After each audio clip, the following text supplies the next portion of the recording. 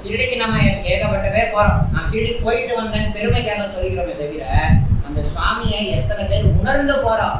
அங்க போய் சுவாமி கிட்ட எந்த பிரார்த்தனையும் வைக்காம ஓன அழுவாம, அப்பா உன் கருணையினால என்ன உன்னுடைய இந்த ஷீரடிக்கு அழைச்சிக்கிட்டே, அதுக்கு ஒரு நன்றி. உன் திருவடியில நீ வாழ்ந்த பூமியில நீ சுவாசிச்ச சுவாசத்தை நான் வாங்க முடியல திரும்ப பண்ணிருக்கேன், அதுக்கு உனக்கு நன்றி.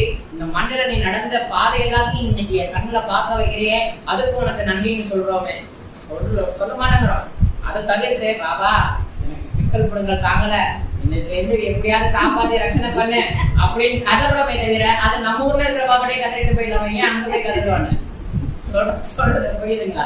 நம்ம ஊர் பாபாட்ட கதற வேண்டியதானே, அங்கேயும் போய் கதறி பரவாயில்ல அதையும் சுவாமி ஏத்துக்கிறாருன்னு வைங்களேன்.